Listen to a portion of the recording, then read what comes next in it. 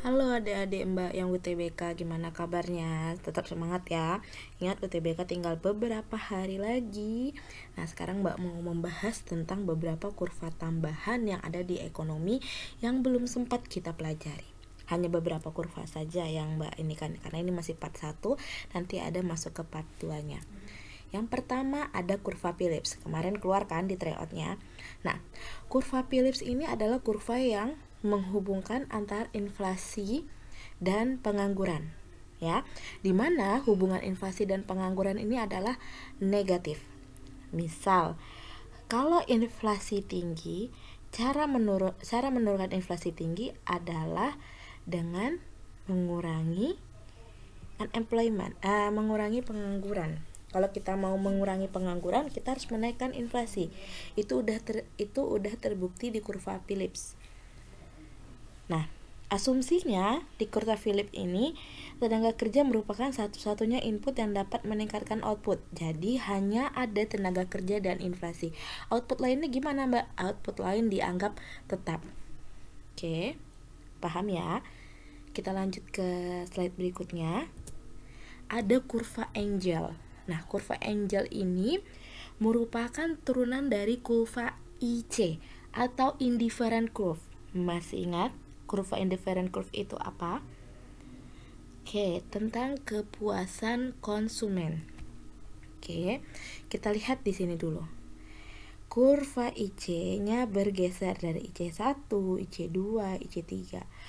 Disatukan kurvanya menjadi ICC atau Income Consumption Curve, adalah kombinasi produk yang dikonsumsi untuk memberikan kepuasan atau utility maksimum kepada konsumen pada berbagai tingkat pendapatan.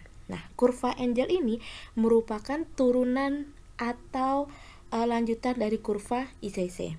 Kurva Engel adalah kurva yang menunjukkan hubungan antara pendapatan dengan konsumen dengan jumlah barang yang diproduksi. Di mana semakin tinggi pendapatan, maka jumlah barang yang dikonsumsi juga akan naik.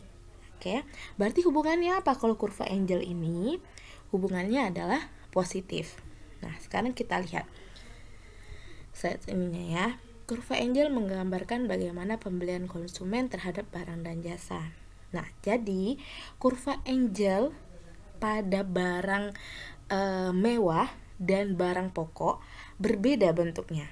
Ini kita lihat kurva Engel ketika berada di barang normal. Oke. Bentuk kurva Engel tergantung dari variabel demografi yang tadi Mbak jelaskan. Nah, kurva Engel dapat menentukan elastisitas pendapatan dan dapat juga menentukan barang itu adalah barang normal, barang mewah, atau barang inferior. Next, selanjutnya. Nah, ini kurva Engel yang barang mewah dan barang kebutuhan pokok. Oke.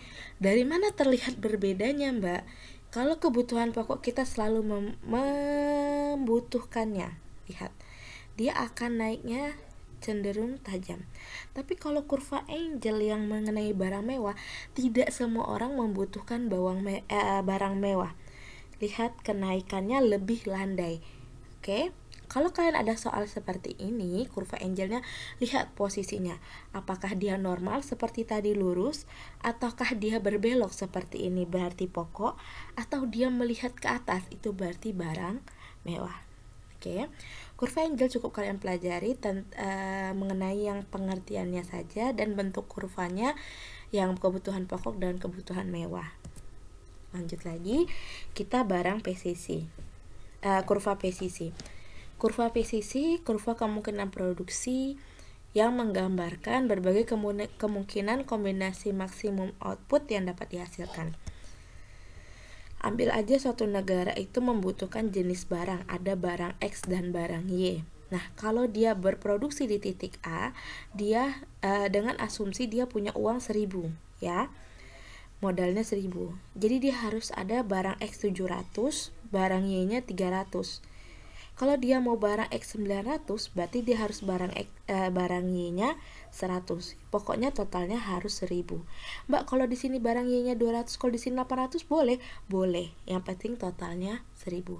Mbak, kalau di barang X-nya 300, barang Y-nya 700, boleh? Boleh, asalkan modalnya tetap 1000. Ingat, modal tetap. Oke. Paham ya? Lanjut.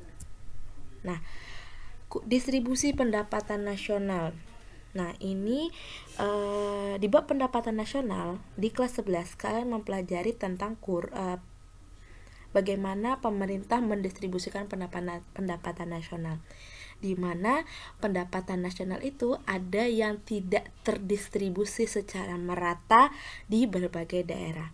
Nah, bagaimana cara kita melihat dia terdistribusi secara sempurna atau tidak? Ada dua caranya. Pertama kurva Lorenz, yang kedua adalah koefisien Gini. Nah, sekarang kita kurva Lorenz dulu.